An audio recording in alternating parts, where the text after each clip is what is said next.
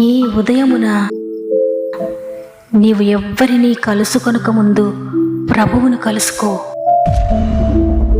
నీవు ఎవ్వరినీ చూడకముందు ప్రభువును చూడు. నీవు ఎవ్వరితో మాట్లాడకముందు ప్రభువుతో మాట్లాడు. నీవు దేనిని వెదకకముందు ఆయన రాజ్యమును నీతిని వెదకు.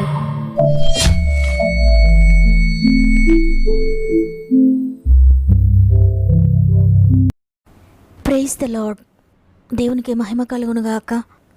ఈ ఉదయకాలమున మరి ఒకసారి మిమ్మల్ని అందరినీ గాడ్ ఫస్ట్ అనే వాగ్దాన కార్యక్రమానికి ప్రేమతో ఆహ్వానిస్తూ ప్రభువును రక్షకుడైన యేసుక్రీస్తు వారి అతి పరిశుద్ధమైన నామములో నా యొక్క హృదయపూర్వకమైన శుభములు మీ అందరికీ తెలియజేస్తున్నాను. ప్రియ దేవుని బిడ్డలారా, మీరందరూ ఎలా ఉన్నారు? బాగున్నారు కదా? దేవుని అత్యంత కృపను బట్టి మీరంతా బాగున్నారని నమ్ముతున్నాను. దేవుడు తన కృపను బట్టి గతించిన వారమంతా మనకు సహాయకుడిగా ఉండి, మనకు తోడుగా ఉండి, అనేక ఆపదలలో అక్కరల్లో మనకు తోడుగా ఉండి ఈ నూతన వారంలోనికి ప్రవేశపెట్టారు. అందరిని బట్టి దేవునికి హృదయపూర్వక కృతజ్ఞత చెల్లిందాం. ఈ వారంలో మీరు ఏ పనుల గురించి ఆలోచిస్తున్నారో, వేటిని చేయడానికి మీరు సిద్ధపడుతున్నారో, ప్రతి విషయంలో దేవుడు మీకు తోడే ఉంటారు. తండ్రి, ఈ వారమంతా నాకు తోడుగా ఉండి నడిపించండి అయ్యా. మీ సహాయము వలననే వీటన్నిటిని దాటగలుగుతాను. నీ కృప లేకపోతే నేను జీవించలేను తండ్రి అని ఈరోజు మనందరం కూడా దేవునికి మన జీవితాన్ని సమర్పించుకుంటూ ప్రార్థనతో దీన్ని ప్రారంభిద్దాం. ఈ వారాన్ని ప్రారంభిద్దాం. దేవుడు మీ అందరికీ తోడుగా ఉండి మిమ్మల్ని నడిపించడం గాక. ప్రాముఖ్యంగా మీరు ఇంకెవరైనా సమస్యల్లో, శోధనలో ఉంటే మీ యొక్క ప్రతి బాధను కామెంట్ రూపంలో నాకు తెలియచేయండి. మీ యొక్క ప్రతి కామెంట్ను చదువుతున్నాను. మీ అందరి కొరకు మేము ప్రార్థిస్తున్నాం. అయితే మీ జీవితాలను బాగు చేయాలని శక్తి నాకైతే లేదు. శక్తి కలిగిన దేవుని చేతులకు అప్పగిస్తున్నాను, అది మాత్రమే నాకు తెలుసు. కాబట్టి మీరు కూడా మీ జీవితాలను దేవునికి సమర్పించుకోండి, ప్రార్థించండి. మనుషులతో పోరాడొద్దు, దేవునితో ప్రార్థనలో పోరాడండి. అద్భుతాలు చూడబోతున్నారు. సమస్త మహిమ, ఘనత, ప్రభావములు దేవునికే చెల్లునుగాక. ఈ పునరుత్థాన దినమున దేవుడు మనకు అనుగ్రహిస్తున్న శ్రేష్టమైన వాగ్దానం యోహాను సువార్త 20వ అధ్యాయము 19వ వచనము. యేసు వచ్చి మధ్యను నిలిచి మీకు సమాధానము కలుగునుగాక అని వారితో చెప్పెను. ఆమేన్. ఈరోజు ఈ మాటలు వింటున్న ప్రియ దేవుని బిడ్డలారా, ఈ ఆదివారంకు ఒక ప్రత్యేకత ఉంది. పునరుత్థానం తరువాత మొట్టమొదటి ఆదివారం ఇది. యేసుప్రభువారి మరణము ఆయన శిష్యులందరినీ కూడా భయాందోళనకు గురి చేసింది. వారందరూ కూడా భయముతో నిండిపోయి, మా ప్రభు మరణించారు, ఇక మా భవిష్యత్ ఏంటి? మా ఫ్యూచర్ ఏ విధంగా ఉంటుంది? మేము ఎక్కడికి వెళ్ళాలి? ఏం చేయాలి? ఎటు తోచని స్థితిలో, సమాధానం లేక, శాంతి లేక, నెమ్మది లేక, తినడానికి ఇష్టం లేక వారందరూ కూడా ఒక గదిలో తలుపు బిగించుకొని భయపడుతూ ఉన్నారు. భయముతో ఎప్పుడు ఏమవుతుందో తెలియని పరిస్థితిలో ఉన్నారు. అటువంటి భయంకరమైన స్థితిలో ఉన్న వారి దగ్గరకు యేసుప్రభువారు వెళ్ళి వారందరితో అంటున్నారు, మీకు సమాధానం కలుగునుగా. కానీ వారందరూ అనుకున్నారు, మేము అనాథలము, మేము నమ్ముకున్న మా ప్రభు మమ్మల్ని విడిచిపెట్టి వెళ్ళిపోయారు, ఆయన చనిపోయారు, ఇక మాకు దిక్కెవరూ లేరు, మేము ఒంటరి అయిపోయాము, మమ్మల్ని నడిపించేవారు లేరు, మేము అనాథలం అనుకుంటూ ఉండగా యేసుప్రభువారు వారి దగ్గరికి వెళ్ళి మీకు సమాధానం కలుగునుగాక. ఎందుకు అశాంతితో ఉన్నారు? ఎందుకు భయపడుతున్నారు? నేను ఎప్పుడు మిమ్మల్ని అనాథలుగా విడిచిపెట్టను, ఆదరణకర్తని మీ కొరకు పంపిస్తాను, భయపడకండి అని వారిని ఎంతగానో ధైర్యపరిచి వారికి సమాధానాన్ని అనుగ్రహించారు. ఆ అధ్యాయంలో మనం చూస్తే యేసుప్రభువారు 3 సార్లు మీకు సమాధానం కలుగునుగాక అన్నట్లుగా మనం చూస్తున్నాం. అంటే యేసుప్రభువారు వారి హృదయాన్ని చూచారు. వారు ఎంత ఆందోళనలో ఉన్నారో, ఎంత భయంతో ఉన్నారో, ఎంత నెమ్మదిని కోల్పోయి నెమ్మది లేకుండా ఉన్నారో అంతరంగాన్ని చూచిన ప్రభు, వారి హృదయాన్ని పరిశీలించిన ప్రభు ఒక్కసారి కాకుండా 3 సార్లు చెప్తున్నారు, మీకు సమాధానం కలుగునుగాక, భయపడకండి అని. నిజమే, మనందరం కూడా ప్రతిరోజు భయపడుతూనే ఉంటాం. ఏదో ఒక సమయాన, ఏదో ఒక విషయంలో, ప్రతి దినము కూడా ఏదో ఒక భయము మనల్ని వెంటాడుతూనే ఉంటుంది. ఏదో ఒక అసమాధానం మనం వెంటాడుతూనే ఉంటుంది. ఏదో ఒక నెమ్మది లేని పరిస్థితిని మనం అనుభవిస్తూనే ఉంటాం. ప్రతిరోజు మనం భయపడుతున్నామని తెలిసిన ప్రభు బైబిల్ గ్రంథంలో 365 సార్లు భయపడకండి అని చెప్తూ ఉన్నారు. అంటే రోజుకొకసారి మనతో చెప్తూ ఉన్నారు, భయపడకండి, భయపడకండి. ఎందుకు ఇంకా భయపడుతున్నారు? నేను మీకు తోడుగా ఉన్నాను కదా, నేను మిమ్మల్ని విడువను, ఎడబాయను. తల్లి మరుస్తుందేమో, తండ్రి మరుస్తాడేమో, నీ స్నేహితులు, నీ బంధువులు, నీకు సంబంధించిన వారందరూ నిన్ను ఒకవేళ మర్చిపోతారేమో, కానీ నేను ఎప్పటికీ నిన్ను మరువను, నిన్ను విడువను అని దేవుడు ప్రతిరోజు మనతో మాట్లాడుతూ ఉన్నారు. అయితే ఈరోజు ప్రత్యేకంగా మీకు సమాధానం కలుగును గాక అని తెలియజేస్తున్నారు. ఆనాడు శిష్యులతో పలికిన ఆ మాటను ఈరోజు దేవుడు మనతో పలుకుతున్నారు, మనతో మాట్లాడుతున్నారు. ఎంతమంది అసమాధానంతో ఉన్నారో, ఎంతమంది బాధతో ఉన్నారో, ఎంతమంది నెమ్మది లేకుండా ఉన్నారో, ఎంతమంది భయముతో ఉన్నారో, మీ హృదయ అంతరంగానే చూచిన దేవుడు మీతో మాట్లాడుతున్నారో మీకు సమాధానం కలుగునుగా. కానీ ఆనాడు శిష్యులు అంత భయంకరమైన భయముతో కృంగిపోతున్న సమయంలో యేసుప్రభువు వారు వెళ్ళి వారితో మీకు సమాధానం కలుగునుగాక అని చెప్పగానే వారు ఎంతగానో ధైర్యపరచబడ్డారు. ఎంతైతే కృంగిపోయారో, ఎంతైతే భయపడుతూ ఉన్నారో అంతగా ధైర్యపరచబడ్డారు, అంతగా ప్రభువుని చూచి సంతోషించారు, సమాధానాన్ని పొందుకున్నారు.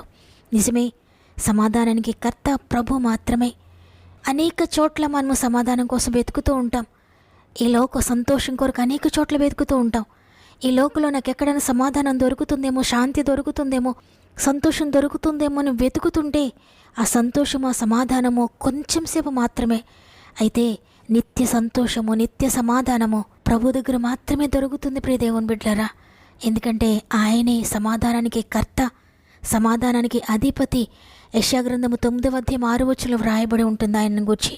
సమాధానాన్ని పుట్టించేవాడు ఆయన, సమాధానానికి అధిపతి ఆయన. కాబట్టి ఈరోజు ఏ పరిస్థితులు మిమ్మల్ని గందరగోళంలో నింపాయో, ఏ పరిస్థితి మిమ్మల్ని అసమాధానంలో పడేస్తున్నాయో, ఏ స్థితిని గురించి మీరు నెమ్మది లేకుండా ఉన్నారో, మీ కుటుంబ స్థితి ఏదైనా, మీ శారీరక స్థితి ఏదైనా, మీ ఆర్థిక స్థితులు ఏవైనా, మీ ఆరోగ్య పరిస్థితులు ఏవైనా, మీ బిడ్డల పరిస్థితి ఏ విధంగా ఉన్నా, మీ ఉద్యోగ పరిస్థితులు, వ్యాపార పరిస్థితులు, మీ జీవితంలో ఉన్న ఏ పరిస్థితి మీకు శాంతి లేకుండా చేస్తున్నా, సమాధానాన్ని కోల్పోయేలా చేస్తున్నా, భర్త అయినా, భార్య అయినా, బిడ్డలైనా, తల్లిదండ్రులైనా, బంధువులైన, స్నేహితులైనా, ఎవరి ద్వారా మీకు నెమ్మది లేకుండా ఉంటుందో, దేనిని బట్టి మీరు శాంతిని కోల్పోతూ ఉన్నారో ఈరోజు దేవుడు మీకు తెలియజేస్తున్నారో మీకు సమాధానాన్ని అనుగ్రహిస్తానని. ఒకవేళ ఇంతవరకు సమాధానం కొరకు, శాంతి కొరకు, సంతోషం కొరకు ఎక్కడెక్కడో వెతుకుంటారేమో, ఎక్కడెక్కడికో వెళ్ళి ఉంటారేమో. అయితే ఎక్కడ మీకు నిత్యమైన సమాధానం, సంతోషం దొరకక అదే అసమాధానంతో నెమ్మది లేకుండా ఉన్నారేమో. ఆనాడు శిష్యులకు కూడా యేసుప్రభువారి మరణము తీరని దుఃఖాన్ని కలిగించింది. ఎంతమాత్రం సంతోషం లేకుండా నలిగిపోతూ ఉన్నారో, భయంకరమైన బాధలో ఉన్నారో. అటువంటి దుఃఖ సమయంలో యేసుప్రభువారు వారి మధ్యకు రాగానే అందరూ కూడా తిరిగి సంతోషాన్ని పొందుకున్నారు, అందరూ తిరిగి నెమ్మదిని పొందుకున్నారు. వారిలో ఉన్న భయం అంతా పోయింది, అప్పటి వరకు ఉన్న అశాంతి అంతా పోయింది. ఎంతో సమాధానంతో నిండిపోయారు ప్రియ దేవుని బిడ్డలారా. ఈరోజు అదే సమాధానాన్ని దేవుడు మీకు అనుగ్రహించాలని కోరుకుంటున్నారు. అందుకే ఈరోజు మీతో మాట్లాడుతున్నారు. మీరు ఒకవేళ ఆయనను చేర్చుకుంటే, ఆయన సమాధానం కొరకు మీరు ప్రార్థిస్తే, తండ్రి ఆనాడు శిష్యులకి ఇచ్చిన సమాధానాన్ని నాకు దయచేయండి అయ్యా. ఈ లోకంలో అన్నీ కలిగి ఉన్నాను కానీ నా హృదయంలో శాంతి లేదయ్యా, సమాధానం లేదయ్యా. నీ సమాధానం నాకు కావాలయ్యా. కష్టకాలంలో ఉన్నానయ్యా, దుఃఖ సమయంలో ఉన్నానయ్యా. నీ శాంతిని, నీ సమాధానాన్ని, నెమ్మది నాకు దయచేయండి అని హృదయపూర్వకంగా ఆయన సన్నిధిలో మోకరించండి, ప్రార్థించండి. దేవుడు మీ అందరినీ కూడా సమాధానంతో నింపబోతూ ఉన్నాడు. కష్టకాలం, దుఃఖ సమయం నన్ను వేధించగా, ప్రాణహితులే నన్ను విడచి వెలిగా నన్ను చూడగా, కష్టకాలం, దుఃఖ సమయం నన్ను వేధించగా, ప్రాణహితులే నన్ను విడచి వెలిగా నన్ను చూడగా, ఓదార్పువైనా చెంత నీవే ఉండినావు, నా కన్నీరు నీ కవిలలో దాచి ఉంచినావు, ఓదార్పువైనా చెంత నీవే ఉండినావు, నా కన్నీరు నీ కవిలలో దాచి ఉంచినావు. ఈమె అద్భుత ప్రేమయా, ఏ రీతి పాడనయా, నీవే నా మార్గము, నీవే నా జీవము, నీవే నా గమ్యము, నీవే నా సర్వము, నా మనసు తీర నిన్ను పాడి పొగడెద దేవా. నీ దయలో, నీ కృపలో కాచితివి గతకాలము, నీ దయలో, నీ నీడలో దాచుమయా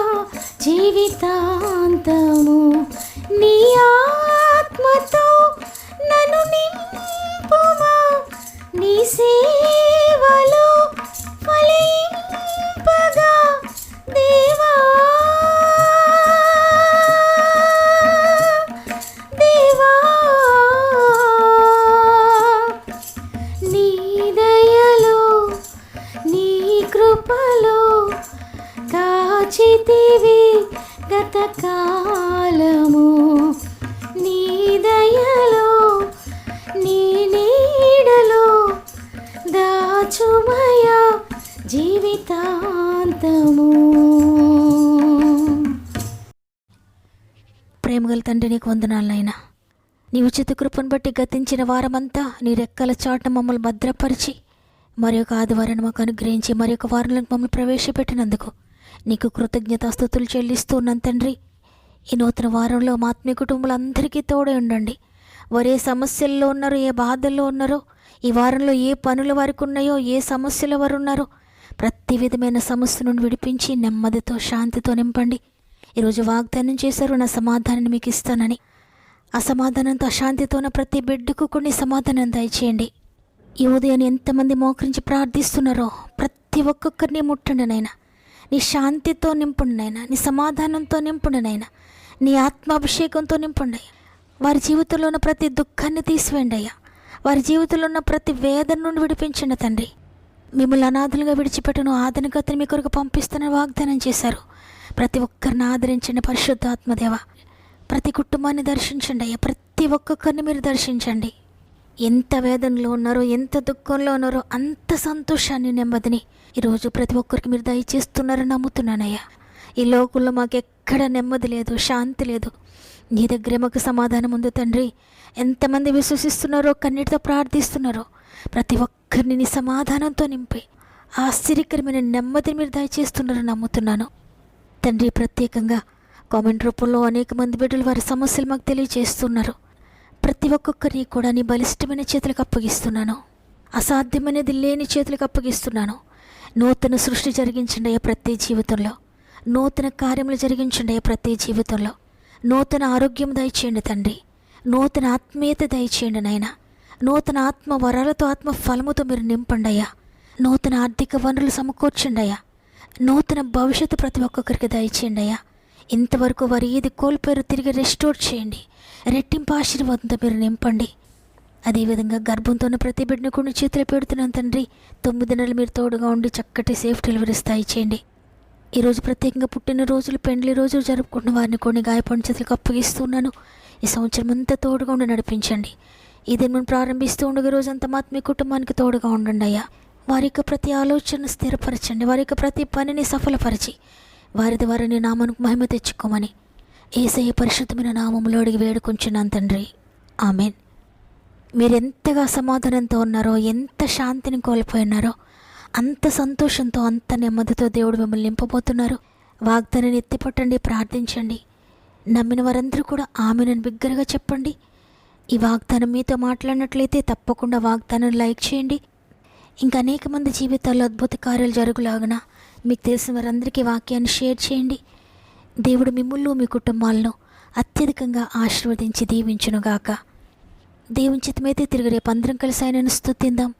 అంతవరకు ప్రభు మీకు, మీ కుటుంబాలకు తోడు నడిపించునుగాక.